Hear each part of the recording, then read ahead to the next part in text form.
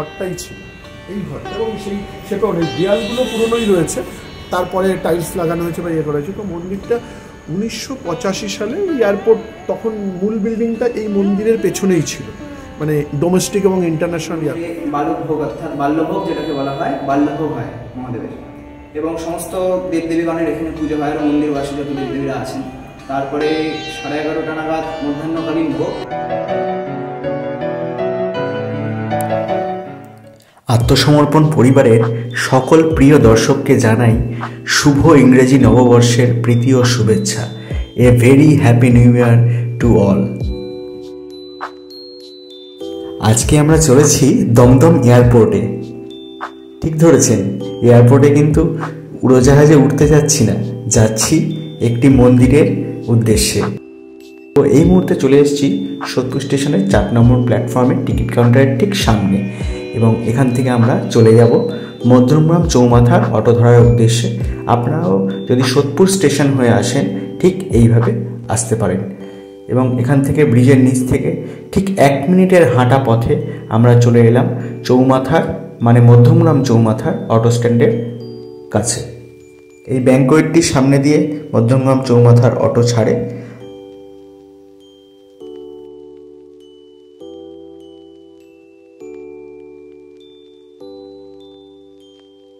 তো আমরা অটোতে উঠে পড়েছি, এবার দেখা হবে মধ্যমগ্রাম চৌমাথায় গিয়ে।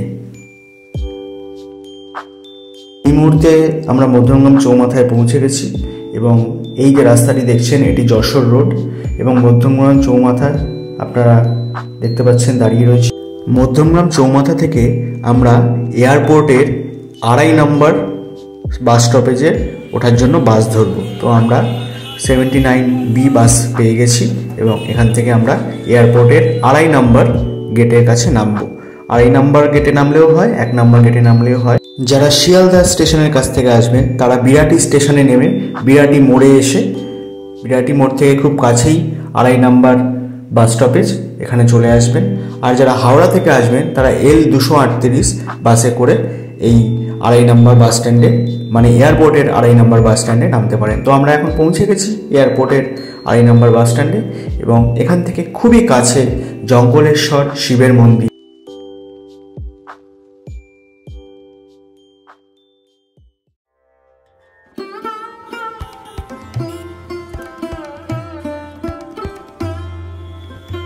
তো আপনারা নিশ্চয়ই থাম্বনেল দেখে বুঝেই গেছেন আমাদের আজকের গন্তব্য বাবা জঙ্গলেশ্বর শিবের মন্দির, এবং এখান থেকে এই 2.5 নম্বর প্ল্যাটফর্মের এখান থেকে টার্মিনাল 2 এর দিকে যাওয়ার যে রাস্তা, সেইটা আমরা যাব। এখান থেকে খুবই কাছে, মিনিট 3 হাঁটলেই আপনারা পৌঁছে যাবেন মন্দিরে এই 2.5 নম্বর বাস স্ট্যান্ড থেকে। তো এই 2 নম্বর টার্মিনালের দিকে যাওয়ার রাস্তাটা আমরা ধরলাম। তো আমরা নেমে গেছি 2.5 নম্বর, এবং 2.5 নম্বর থেকে নেমে যেরকম দেখালাম 2 নম্বর যে টার্মিনাস বলে যে সাইনবোর্ডটা রয়েছে, সেখান থেকে সোজা চলে যেতে হবে, ঠিক আছে, মানে 2 নম্বরের দিকে যেতে হবে 2.5 থেকে, এবং 2 নম্বরের দিকে গিয়ে সেইখান 2 নম্বর দিকে একটুখানি এগিয়েই ডান দিকে হচ্ছে জঙ্গলেশ্বর শিব মন্দির। এবং এটি শুধু শিব মন্দির না, এখানে শিবের সাথে হর পার্বতী, মা কালী এবং হনুমানজি, মানে বজরংবলী, সকলেরই পুজো হয়, এবং সেগুলোই সমস্ত দেখাবো আপনাদেরকে। এবং আপনাদের এই নিউ ইয়ারে এই ভিডিওটা আশা করি আপনাদের সকলের খুব ভালো লাগবে। ওই রাস্তা বরাবর চলে এসে ডান দিকে রাস্তাটি এইভাবে ঘুরে যাবে। তো আপনারা দেখতে পাচ্ছেন এই ডান দিকে রাস্তা ঘুরে গেছে, এই সামনে যে ডান দিকে রাস্তাটি ঘুরে গেছে ওই রাস্তা বরাবর আমরা এবার কিছুটা যাব। এবং আপনারা এই বিল্ডিংটা দেখে নিচ্ছেন, এই বিল্ডিংটা সামনেই রয়েছে ট্যাক্সি পার্কিং লেন। এই ট্যাক্সি পার্কিং লেনের ঠিক সামনেই আমাদের আজকের গন্তব্যস্থল বাবা জঙ্গলেশ্বর শিবের মন্দির। বেশ অনেকখানি জায়গা জুড়ে এই মন্দির অবস্থিত। এরপরে একবারে চলে যাব মন্দিরের সামনে এবং মন্দিরের ভিতরে প্রবেশ করব। তো আমরা এই রাস্তাটি দিয়ে এসে এখন মন্দিরের সামনে দাঁড়িয়ে রয়েছি, এবং এবারে আমরা মন্দিরের ভিতর চলুন প্রবেশ করা যাক। মন্দিরের আলোকসজ্জা বহু দূর থেকেই দর্শনার্থীদের মন আকৃষ্ট করে।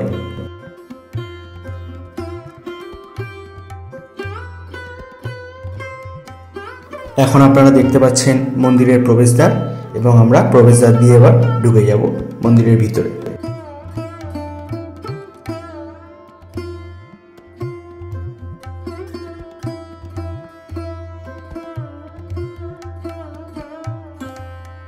ঢুকেই দেখতে পাচ্ছেন মন্দিরের ভিতরে একটি বড় চাতাল রয়েছে এবং এখানে নন্দী মহারাজের বিগ্রহ রয়েছে।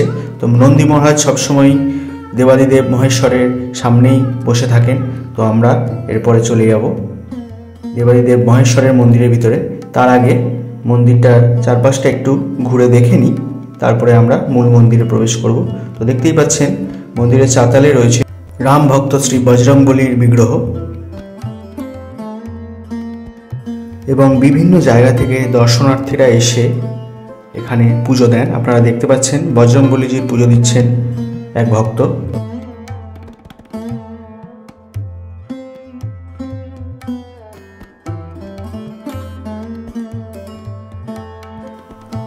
ওইদিকে রয়েছে কালী মায়ের মন্দির এবং একদম সম্মুখে রয়েছে শ্রী দেবাদিদেব মহেশ্বরের মন্দির। তো আমরা এবারে ঢুকে যাব মহেশ্বরের মন্দিরের ভিতরে এবং তার আগে মন্দিরের বাইরের দৃশ্য আপনাদের দর্শন করিয়ে নিই। দেখতে পাচ্ছেন কি সুন্দর মন্দিরের আর্কিটেকচারাল ভিউ, খুবই অসাধারণ। এবং শুধু দেখতেই সুন্দর নয়, এই মন্দির কিন্তু বহু পুরনো, স্বাধীনতারও বেশ কিছু বছর আগে এই মন্দির স্থাপিত হয়। সেই সমস্ত ইতিহাস আপনাদের অবশ্যই জানাবো, তার জন্য ভিডিওটি শেষ অবধি দেখতে থাকুন। ভিডিওটি আপনজনদের সঙ্গে অবশ্যই শেয়ার করে নিতে ভুলবেন না। বাবা জঙ্গলেশ্বর শিবের মন্দিরের মূল কক্ষের সামনে আমরা এই মুহূর্তে চলে এসেছি এবং আমরা মন্দিরের ভিতরে প্রবেশ করছি। আপনারা দেখতে পাচ্ছেন দেবাদিদেব মহেশ্বরের শ্রী বিগ্রহ এবং কি সুন্দর মন্দিরের ভিতরের পরিবেশ। এবং মন্দিরের ভিতরে সত্যিই খুব সুন্দর অপরূপভাবে সাজানো রয়েছে। যে কোনো মানুষের মন কেড়ে নেবে এই মন্দিরের ভিতরের এত সুন্দর আধ্যাত্মিক পরিবেশ। এখানে দেবাদিদেব মহেশ্বরের 3টি মূর্তি রয়েছে এবং তার বাঁ দিকে রয়েছে শ্রী আচার্য শঙ্করের আলেখ্য। এবং কেন এই আলেখ্য রয়েছে সেই বিষয়েও আমরা জেনে নেব পরবর্তীকালে মন্দিরের পূজারী মহাশয়ের কাছ থেকে। এবং এখন আপনাদের মন্দিরের ভিতরের ভিউগুলো দেখিয়ে নিই। কি সুন্দর চারদিকে ঘণ্টা দণ্ডায়মান অবস্থায় রয়েছে দেখুন। এবং মহেশ্বরের ঠিক উপরে রয়েছে কলস পাত্র।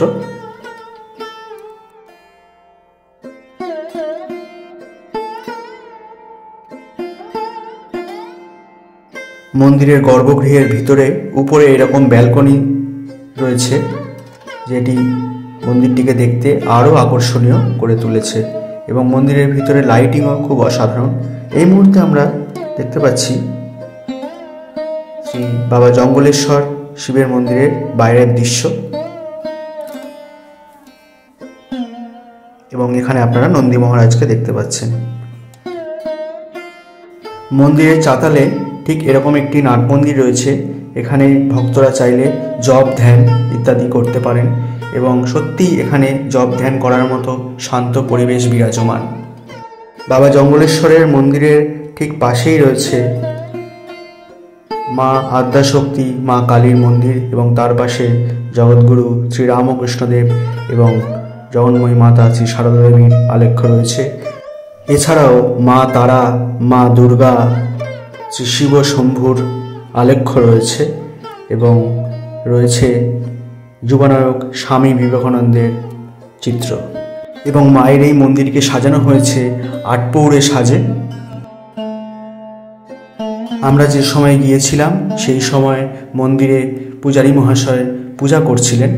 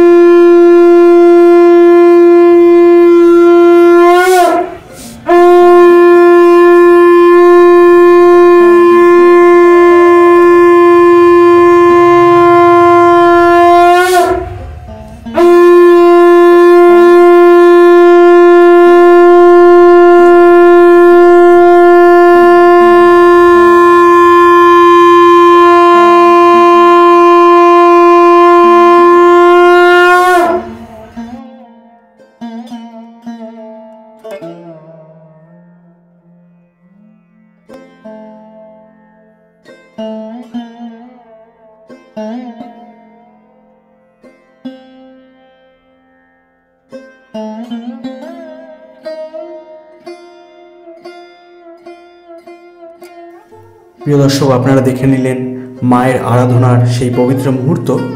এখন আমরা আপনাদেরকে মন্দিরের আরেকটি খুব সুন্দর দিকে নিয়ে যাব, চলুন দেখে নেওয়া যাক।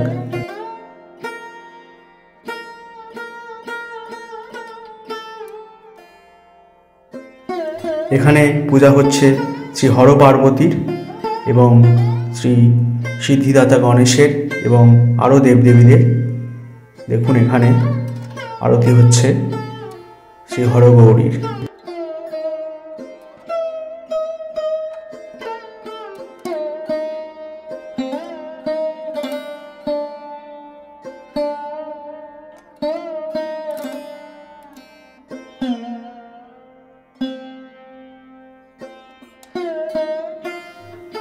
একটি কথা আপনাদের জানিয়ে রাখি, মন্দিরের ভিতরে প্রবেশ করলে আপনাদের স্বাভাবিকভাবেই মন ঈশ্বরে বিলীন হয়ে যাবে, এই আমাদের অন্তরের দৃঢ় বিশ্বাস।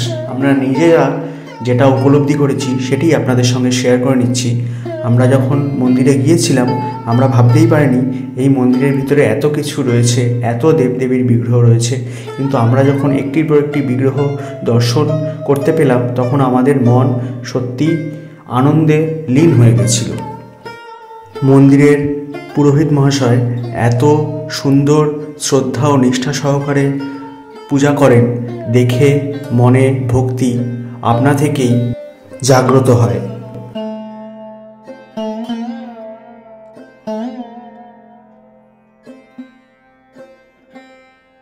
এই মন্দিরে যে শুধুমাত্র দেবদেবীর পূজা হয় তাই নয়, এই মন্দির কিন্তু সামাজিক দিক থেকেও অনেক এগিয়ে। এই ছবি তার জলজান্ত দৃষ্টান্ত। ঠাকুর মহাশয় এই মুহূর্তে পূজা করছেন শ্রী বজরংবলীর।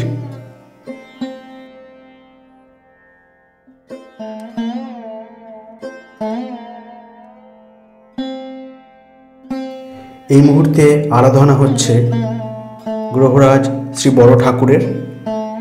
আপনারা দেখতে পাচ্ছেন সেই মুহূর্ত, এবং শ্রী বড় ঠাকুরের নিচের বেদিতে মহামন্ত্র লেখা রয়েছে, আপনারা দেখতে পাচ্ছেন। মন্দিরের ইতিহাসের বিষয় মন্দিরের বর্তমান সেক্রেটারি ভিডিওর পরবর্তী অংশে বলেছেন, আমরা ওনার মুখ থেকেই শুনে নেব। তো সম্পূর্ণটা জানতে ভিডিওটা একদম শেষ অবধি কোনো রকম স্কিপ না করে দেখুন। আশা করি ভিডিওটায় আপনারা অনেক তথ্য পাবেন।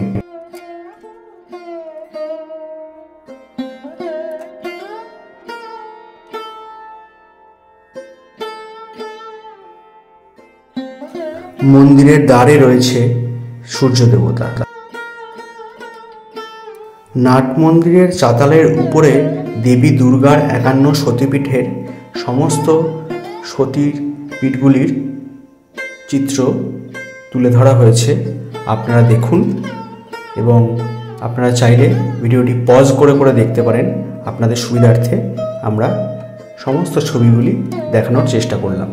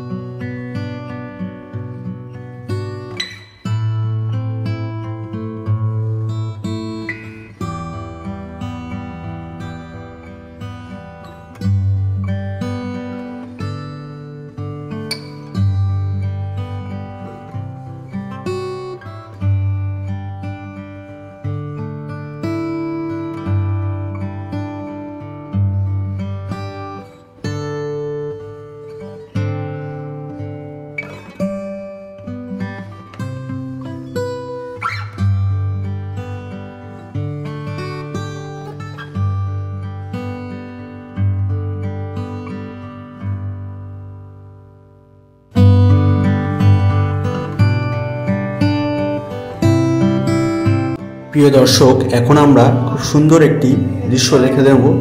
এখানে এই মন্দিরে চন্দ্র অর্ঘ্য হয় এবং মন্দিরের পুরোহিত মশাই এবং সমস্ত ভক্তরা মিলে এই মুহূর্তে চন্দ্রকে অর্ঘ্য দান করছেন এবং আমরাও চন্দ্রদেবতাকে এবং জটিলেশ্বর বাবাকে অর্ঘ্য দানের সুযোগ পেলাম এবং পেয়ে নিজেদের ধন্য করলাম।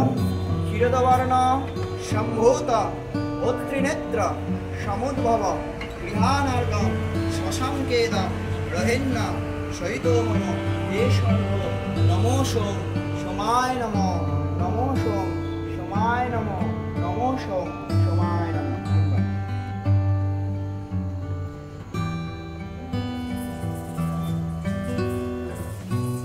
প্রিয় দর্শক, আপনাদের অপেক্ষার অবসান ঘটিয়ে এখন মন্দিরের ইতিহাস জেনে নেব মন্দিরেরই সেক্রেটারি এবং মন্দিরের পুরোহিত মহাশয়ের কাছ থেকে। আমাদের সামনে এখন রয়েছেন মন্দিরই অ্যাক্টিং সেক্রেটারি মন্দিরের অভিজিৎ বাবু।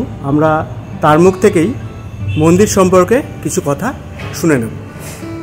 বাবা জঙ্গলেশ্বর শিবকালী মন্দির অ্যাকচুয়ালি এয়ারপোর্টের ভেতরে যে এত বড় একটা মন্দির রয়েছে, এখনও আশেপাশের লোকজন জানলেও দূরের অনেকেই জানে না এখনও বাংলায়। কিন্তু এই মন্দিরটি দীর্ঘদিনের পুরনো। 1928 সালে 14ই শ্রাবণ এই মন্দির প্রতিষ্ঠা হয়। আমরা কিছুদিন আগে এই মন্দিরের 95th ফাউন্ডেশন ডে সেলিব্রেট করেছি। এই মন্দিরটা যখন প্রতিষ্ঠা হয় তখন অ্যাকচুয়ালি এরিয়াতে এয়ারপোর্টও সেভাবে তৈরি হয়নি।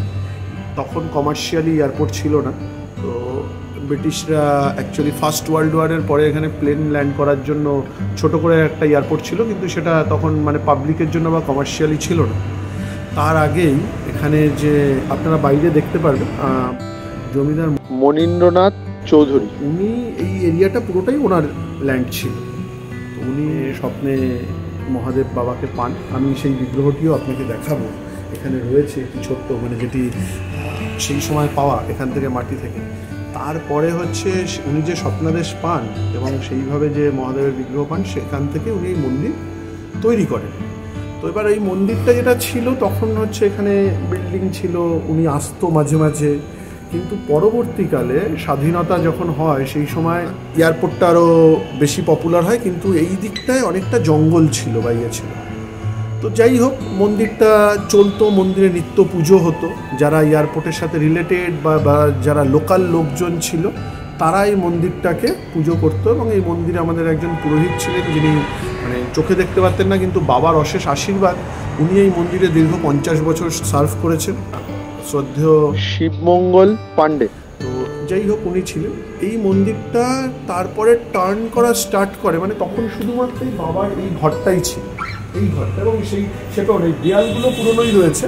তারপরে টাইলস লাগানো হয়েছে বা ইয়ে করা হয়েছে। তো মন্দিরটা 1985 সালে এয়ারপোর্ট, তখন মূল বিল্ডিংটা এই মন্দিরের পেছনেই ছিল, মানে ডোমেস্টিক এবং ইন্টারন্যাশনাল এয়ারপোর্ট। এখন যে জায়গায় এয়ারপোর্ট রয়েছে অ্যাকচুয়ালি এই জায়গাতে ছিল না।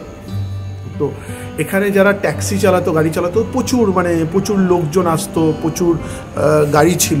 তো এই ট্যাক্সি যারা চালাতো এবং যারা লোকাল ছেলে ছিল তারা অনেকে মিলে, তাদের মধ্যে গোপাল বণিক মানে ওনারই মূল উদ্যোগ ছিল, এবং এছাড়া হচ্ছে কার্তিক শীল রয়েছে, মানে গোপাল মামা, কার্তিক মামা, তারা আমাদের চেয়ে অনেক সিনিয়র।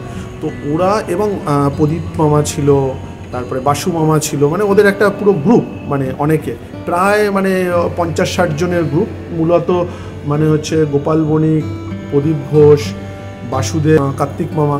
তো এরা উদ্যোগ নিয়েই মন্দিরটাকে পুনরায় ভালো করার চেষ্টা করে, এবং সেই থেকে মন্দিরের একটা পুনরুজ্জীবন বা পুনরুত্থান মানে আবার শুরু হয়। বাবা তো ছিলেই বরাবর, কিন্তু মন্দিরটা আজকে যে শেপে দেখা যাচ্ছে সেটা হচ্ছে মূলত তাদেরই উদ্যোগে। এরপরে সময়ের সাথে সাথে 1985 সাল থেকে চলতে প্রত্যেক বছর কিছু কিছু কাজ করা, এবং কিছু কিছু এরিয়ার লোকেদেরও প্রচুর ইনভলভমেন্ট রয়েছে, সহযোগিতা রয়েছে।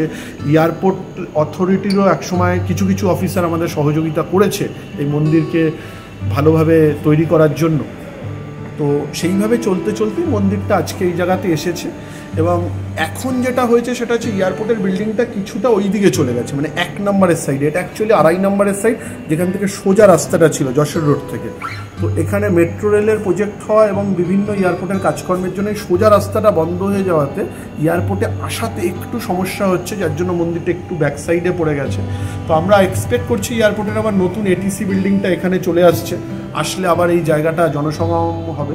এবং শুধু তাই না, অনেকেই হয়তো জানবে এই মন্দিরের পাশে একটি বিখ্যাত মাঠ ছিল, কালিদার ফুটবল মাঠ। মানে 9-এর দশকে এবং 8-এর দশকে অনেক বড় বড় ফুটবলার দিয়েছে এই মাঠ থেকে। ভাস্কর গাঙ্গুলি তৈরি হয়েছে এবং অনেক ফুটবলার তৈরি হয়েছে এই মাঠ থেকে। তো তখন কি হতো, তখন তো আর এখনকার মতন এই ইকো পার্ক বা মিলেনিয়াম পার্ক বা এই ব্যাপারগুলো এত ছিল না। তো লোকজন এয়ারপোর্ট দেখতে আসতো এবং এই মাঠে গরমকালে আড্ডা দিত বা বিভিন্ন সময় আড্ডা দিত। এই মন্দিরে সবসময় সবসময় বিকেলবেলা, এখন যেটা একটু তুলনামূলক আপনি ফাঁকা দেখছেন, প্রায় 500-700 লোক সবসময়ই থাকতো। তো যাই হোক, কিন্তু বাবা জঙ্গলেশ্বরের কৃপায় এই মন্দিরে যারা এসেছে বা যারা আসে তারা এখনও আসে, দূর দূর থেকে ভক্ত আসে।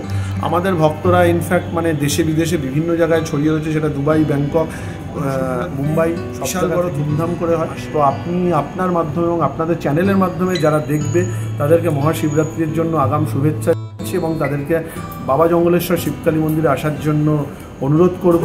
অবশ্যই একবার আসবেন, আপনারা মন্দিরটা দেখে যান। মন্দির খোলার সময় হচ্ছে ভোর 5টা থেকে বেলা 12টা এবং বিকেলবেলা খোলা হয় হচ্ছে বিকেল 5টা থেকে রাত 8:30 অবধি থাকে শীতকালে। গরমকালে 9টা, শীতকালে 8:30।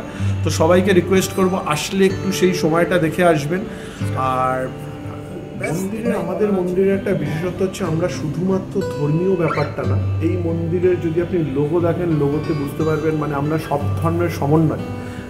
এবং এটা আমরা কিন্তু দীর্ঘদিন থেকে করে আসছি, আজকে নতুন না, 1985 সাল থেকে আমাদের এখানে মানে খ্রিস্টান ধর্ম, শিখ ধর্ম, মুসলিম ধর্ম আমাদের লোগোতে প্রত্যেকের রয়েছে। সুতরাং আমাদের মন্দিরের তরফ থেকে সর্বধর্ম সমন্বয়ের একটি বার্তা সবসময় সমাজের জন্য রয়েছে। এবং শুধু তাই না, এই মন্দির যেটা করেছে বরাবর ধার্মিক কাজের সাথে সাথে সমাজসেবামূলক কাজে সবসময় গুরুত্ব দিয়েছে। এই মন্দিরের থেকে প্রত্যেক বছর প্রচুর বস্ত্র দান করা, শীত বস্ত্র দান করা, বাচ্চাদের পড়ালেখার জন্য তাদেরকে টিউশন ফিস দেওয়া, আর্টিফিশিয়াল লিম্ফ দেওয়া বা মানুষের চোখের অপারেশন, ব্লাড ডোনেশন। তো মন্দির এই ধরনের কাজ, এমনকি গরিব মেয়েদের বিয়ে দেওয়া, তো সব ধরনের সমাজসেবামূলক কাজে মন্দির সবসময় উল্লেখযোগ্য ভূমিকা গ্রহণ করেছে। এবং শুধু তাই না, আমরা যে শিবরাত্রি করি তার সাথে সাথে আমরা চিফ মিনিস্টার রিলিফ ফান্ডে পাঠানো বা বিভিন্ন সময় যে উত্তর 24 পরগনায় বন্যা হয়েছে বা বিভিন্ন সময় যে সুন্দরবনে যে ঝড় বৃষ্টির জন্য যে প্রবলেম এসেছে, আয়লা এসেছে, তখন কিন্তু মন্দির নিজের সামর্থ্য নিয়ে দাঁড়িয়েছিল মানুষের পাশে। তো আমাদের মন্দিরের একটা মূল উদ্দেশ্য থাকে ধার্মিক পুজো আর্চা করার সাথে সাথে সামাজিক বিভিন্ন কাজকর্ম করা। তো আমি আপনাদের দর্শকদেরকে বলবো আপনাদের চ্যানেলের মাধ্যমে যে আপনারা অবশ্যই একটু আসবেন আমাদের মন্দিরে, দেখে যাবেন, আশা করি ভালো লাগবে। আর আপনাদের প্রসাদ পেলাম, খুব ভালো লাগলো। প্রসাদ যদি কেউ পেতে চায়, ধরুন দুপুরবেলা বা অন্য কোনো সময়, তার কি কিছু ডিটেলস রয়েছে বা কিছু তথ্য রয়েছে? না, আমাদের প্রসাদ গ্রহণের জন্য এরকম কোনো ব্যাপার নেই, কোনো চার্জ বা কোনো কিছু ব্যাপার নেই। তবে শিবরাত্রি বা বিশেষ অনুষ্ঠান মানে কালী পুজো বা আমাদের মন্দিরে যে ফাউন্ডেশন ডে হয় শ্রাবণ মাসে, সেই সময়ের যদি কেউ বিশেষ প্রসাদ নিতে চায় সেক্ষেত্রে একটা নামমাত্র টাকা দিয়ে একটা কুপন কাটার ব্যাপার থাকে। সেক্ষেত্রে তাদেরকে ওই মালসা করে তার মানে পুজো করে সেই প্রসাদটা তার বাড়িতে দেওয়ার ব্যবস্থা রয়েছে। আপনাকে যেটা বলবো যে সেটা হচ্ছে আমাদের মন্দিরে কিন্তু মহাদেবের সাথে সাথে আরও বিভিন্ন দেবতা রয়েছে, যেমন হচ্ছে বজরংবলী রয়েছে, মা কালী রয়েছে, শনি মন্দির রয়েছে, ওখানে মনসা মন্দির রয়েছে। তো আপনি এই মন্দিরে আসলে যেটা সবচেয়ে আপনি যেটা পাবেন সেটা হচ্ছে পিস। মানে আপনি এতটা নীরবতা, মানে শহরের মধ্যে থেকে এতটা শান্তিপ্রিয় জায়গা। আমাদের মন্দিরে অনেক বয়স্ক লোকেরা আসে, তারা রেগুলার সকাল বিকালে আসে এই কারণেই, ইটস আ পিসফুল প্লেস। এবং আমরা মন্দিরে যাই যার জন্য যে নিজে একটু কনসেন্ট্রেট করে ধ্যান করা বা পূজা অর্চনা করা বা একটা শান্তির খোঁজে। তো আমি আপনাকে এটুকু বলতে চাই দর্শকদেরকে যে আমাদের মন্দিরে আসলে আপনারা আশা করি ভালো লাগবে। Thank you. আসা যাওয়া মন্দিরে ছোটোবেলা থেকে মন্দির আসা যাওয়া করি, ছোটবেলা থেকে যাতায়াত করেন? মন্দিরে যাতায়াত করি। লোকাল আপনি এখানকার? এখানে লোকাল ছিলাম আমি। মন্দিরে ছোটবেলা থেকে মন্দিরে যাতায়াত করি, সবসময়তেই মন্দিরে। তাও কত বছর হয়ে গেল? মোটামুটি 15 বছর হয়ে গেল। বাহ। যে কোনো পুজোতে আমরা সবসময় ওখানে উপস্থিত থাকি।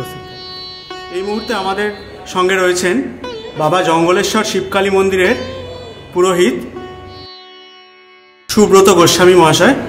তো আমরা ওনার মুখ থেকেই এই মন্দিরের এবং আরও কিছু তথ্য জেনে নেব।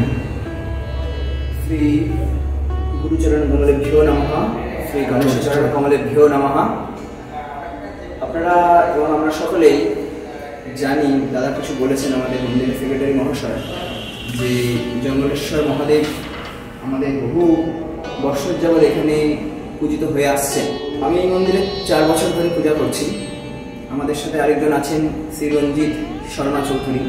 রঞ্জিত দা বলে আমাদের মন্দিরে ভোরবেলায় একদম প্রাতকালীন সময়ে যখন মঙ্গল আরতি হয়, মঙ্গল আরতি হওয়ার পরে আমাদের মন্দিরে বাল্যভোগ, অর্থাৎ বাল্যভোগ যেটাকে বলা হয়, বাল্যভোগ হয় মহাদেবের, এবং সমস্ত দেবদেবীগণের এখানে পুজো হয় আর মন্দিরবাসী যত দেবদেবীরা আছেন। তারপরে 11:30 নাগাদ মধ্যাহ্নকালীন ভোগ এবং ভোগারতি হয়ে মন্দির বন্ধ হয়ে যায় 12টায়। তারপর সন্ধ্যাবেলা সায়ংকালীন মহাদেবের পঞ্চবচার পুজো তথা আমাদের আরও যত দেবদেবীগণ আছেন তাদের সকলের পুজো হয়। আমাদের এটা নিত্য সময়সূচিটা আমি আপনাদের সুবিধার জন্য বললাম। আর আমাদের মন্দিরে প্রতি বৎসর মহাশিবরাত্রির দিন ভোরবেলায়, অর্থাৎ সূর্য উদয়ের পূর্বে, যেটাকে ব্রহ্মমুহূর্ত বলা হয়, ব্রহ্মমুহূর্তের সময় মহাদেবের এখানে ভস্মারতি হয়, যেটা মহাকালেশ্বরের অনুসরণ। মহাকালেশ্বর তো মহাকালেশ্বর, তার কখনো অনুকরণীয় বা কিছু হয় না। মহাকালেশ্বরের ভস্মারতি মহাকালেশ্বরের ভস্মারতি, আমরা তার অনুসরণ করে মহাদেবের কৃতার্থে কিছু আরতি করার সমবেত ভক্তদের নিয়ে চেষ্টা করি। আর এছাড়াও মঙ্গল আরতি তথা সেদিন ভোরে মহাদেবের এখানে ভজন কীর্তন, রাতকালীন যেই ভজন হয় সেই ভজনাদি হয়। তারপরে মধ্যাহ্নকালীন নানান শাস্ত্রাদি পাঠ হয়ে সন্ধ্যাকালীন প্রতি প্রহর প্রহর মহাদেবের পুজো হয়। তথা এখানে মহামৃত্যুঞ্জয় যজ্ঞ, যজ্ঞে আহুতি 1008 মহাদেবের নামে বিল্লপত্র আহুতি, তথা মহাদেবের এখানে চতুর্প্রহর অর্থাৎ 4 প্রহরে নানাবিধ পূজা অর্চনা হয়ে থাকে। এছাড়াও আমাদের একমাত্র অঘর চতুর্দশীর দিন বিশেষ আগমোক্ত পদ্ধতিতে চিতাভস্য অর্চনা হয়, শুধু বছরে একদিন হয় সেটা। আর এছাড়া অন্য সব সময় যে ভস্মারতিটা হয়, অর্থাৎ শ্রাবণের 4 সোমবার, অর্থাৎ যদি 4 সোমবার না হয় কখনো 5 সোমবার হয়, 5 সোমবার আর শিবরাত্রি, এই কটা দিয়ে ভস্মারতি হয়। এই ভস্যটা বেলবৃক্ষ এবং গোময়, অর্থাৎ গোবর থেকে, কপিলা গায়ের গোবর থেকে বানানো ভস্য দিয়ে মহাদেবের অর্চনা হয়, ভস্মারতি হয়ে থাকে। আর এছাড়াও আমরা শ্রী আদি শঙ্করাচার্যের মতানুসারী হয়ে তার দেখানো পথেই এইখানে পূজা অর্চনা হয়ে থাকে, অর্থাৎ স্মার্তীয় পদ্ধতিতে পূজা হয়। তবে এখানে বৈষ্ণবাচার, শৈবাচার, শাক্তাচার সকলের এখানে সব গ্রহণীয় হয়ে থাকে যার যার পূজা পদ্ধতিতে। অর্থাৎ জন্মাষ্টমীতে যখন শ্রীকৃষ্ণের পূজা হয় বৈষ্ণবাচারে হয়, মায়ের যখন পূজা হয় শাক্তাচারে হয়। তবে এখানে সমস্ত কিছু অনুকল্প দেওয়া হয়, অর্থাৎ বলিদান আদি, মানে পশু বলি না হয় আমাদের এই মন্দিরে পশু বলি হয় হলো কুষ্মাণ্ড, অর্থাৎ কুমড়ো, চাল কুমড়ো বলি। এছাড়াও আরও সমস্ত পূজা শিবের পুজো শৈবাচারে এবং স্মার্তাচারে হয়ে থাকে। এছাড়াও আমাদের মহাদেবের বিশেষ সময় নানাবিধ অনুষ্ঠানগুলো যখন হয় বার্ষিক, ধরুন কোনো বিশেষ চতুর্দশী বা পূজা দিতে হয়। আর এছাড়াও আমাদের প্রতি চতুর্দশী, অর্থাৎ পূর্ণিমা এবং অমাবস্যার আগের দিন যে চতুর্দশী পড়ে, শুক্লপক্ষ এবং কৃষ্ণপক্ষের চতুর্দশী, সেই চতুর্দশীতে আমাদের মহাদেবের এখানে নিত্য ষোড়শ পূজা, ষোড়শোপচার পূজা তথা যজ্ঞ, হোমযজ্ঞ হয়ে থাকে। তো ভক্তবৃন্দের কাছে আমার অনুরোধ, আপনারা সকলেই শিবরাত্রিতে আসবেন এবং সমস্ত যেই চতুর্দশীগুলো থেকে চতুর্দশীতে মন্দিরে উপস্থিত হবেন। মন্দিরে আহুতি দেওয়ার সুব্যবস্থা আছে, মন্দিরে প্রসাদও আছে এবং মহাদেবের নিজের হাতে জল ঢেলে পুজো করতে পারবেন। তথা এখানে যে শ্রাবণ মাস হয়ে থাকে, শ্রাবণ মাসের সন্ধ্যাকালীন সকল ভক্ত সমাবেত হয়ে নাম কীর্তন গান আদি করে। এবং এই মন্দিরের একটা বিশেষত্ব হলো, আমরা দেখি কৃষ্ণ মন্দিরে বৈষ্ণবগণ যান, শাক্ত অর্থাৎ মায়ের মন্দিরে শাক্তরা যান, শিব মন্দিরে শৈবরা আসেন বেশিরভাগ। এছাড়াও এমনি সাধারণ ভক্তরা আসেন, কিন্তু সেই ভক্তের টান থাকে। কিন্তু আমাদের মন্দিরে সব সম্প্রদায়, অর্থাৎ বৈষ্ণব, শৈব, শাক্ত, স্মার্ত সকলে একটা মহামিলন হয়, যেটা প্রথমেই বললাম আমরা আদি শঙ্করাচার্যের চরণ কমল স্মরণ করে চলি। তাই জন্য এখানে সকলকে স্বাগত জানায়, সকল সম্প্রদায় মত এবং মত অনুসারী এবং তথা আমাদের সনাতন ধর্মাবলম্বী সকলকে আমরা স্বাগতম জানাচ্ছি। আপনারা আসুন এবং ভিন্ন ধর্ম যারা আছেন তাদেরকেও স্বাগতম জানাচ্ছি, আপনারা আসুন, মহাদেবকে দর্শন করুন এবং আমাদের এই মহাশিবরাত্রি আসছে সামনে, আমাদের শিব মন্দির থেকে গঙ্গা আরতিতে যাওয়া হয়, গঙ্গায় গিয়ে গঙ্গা আরতি করা হয়, যেমন কাশীতে গঙ্গা আরতি হয় এখন বাবুঘাটে হয়ে থাকে। আমরা মহাদেবের এই মন্দির থেকে বছরে একদিন গঙ্গা আরতি করি, মানে গঙ্গা আরতিতে যাই তথা গঙ্গা দেবীকে পুজো করে ওখান থেকে জল নিয়ে আসা হয়, সেই জল দিয়ে মহাদেবের শিবরাত্রিতে ভোরবেলা অভিষেক হয়। এছাড়া মহাদেবের ডলি বেরায়, ডলি অর্থাৎ আমরা দেখি কেদারনাথে মহাদেব 6 মাস যাবৎ পূজা গ্রহণ করেন এবং 6 মাস যাবৎ নিচে নেমে আসেন, অর্থাৎ সমভূমিতে নেমে আসেন, কারণ ওখানে বড় বাদি করেন। এবং আরেকটা ভাবে বলা যায় ওখানে দেবগণ অর্চনা করেন, তাই জন্য মনুষ্যগণের জন্য 6 মাস এবং দেবগণের জন্য 6 মাস ওখানে মহাদেব নিজে পূজিত হন ওনাদের দ্বারা। ঠিক সেরকম ভাবে আমাদের এই মন্দিরে ওই ডলি বেরায়, ডলি দ্বারা মহাদেবের এই ছোট যে বিগ্রহটি দেখছেন আপনারা, ইনি হলেন আমাদের মহাদেবের এই বিগ্রহ। আমাদের বাইরে নর্মদেশ্বর শিব আছেন, ইনি হলেন এই আদি শিব, যিনি প্রথমে ছিলেন এই নর্মদেশ্বর মহাদেব, ইনি আমাদের ডলিতে বেরান তথা শিব মূর্তি থাকে, শিব মূর্তি নিয়ে এবং নগর ভ্রমণ করেন। এখানে আশেপাশে যত মন্দির আছে 1 নম্বরের, 2.5 নম্বরের, 3 নম্বরের সমস্ত মন্দিরে গিয়ে আমাদের মূল মহাদেব তার দড়িযাত্রা বেরিয়ে আসে এবং সমস্ত ভক্তগণ সমবেত হয়ে এই অংশগ্রহণ করেন। আপনাদের কাছে অনুরোধ, আপনারা অবশ্যই সামনের অনুষ্ঠান বলতে শিবরাত্রি রয়েছে, সকলে অবশ্যই শিবরাত্রিতে আসুন, মহাদেবের কৃপা আশীষ লাভ করুন এবং এখানে নাম কীর্তন সংকীর্তনে যোগদান করুন। তথা এখানে অনেক শুধু মানে ধর্মীয় বা আধ্যাত্মিক কার্যকলাপ নয়, অনেক সামাজিক কার্যকলাপের সাথে হয়ে থাকে, মানে কম্বল দান আদি এবং নানাবিধ, মানে কিছুদিন আগেও দাদা গেছেন, ঘুরে এসছেন আমাদের মন্দিরের থেকে, এবং কি কম্বল দান আরও হবে, এসব সামাজিক অনুষ্ঠান হয়ে থাকে। সমস্ত কিছুর মধ্যেই আমরা আশা করি আপনাদের সকলের সহযোগিতা আমরা পাবো, আর অবশ্যই আমাদের জগন্নাথের মন্দিরে আসবেন। নমঃ পার্বতী পতয়ে হর হর মহাদেব শম্ভু। অনেক ধন্যবাদ।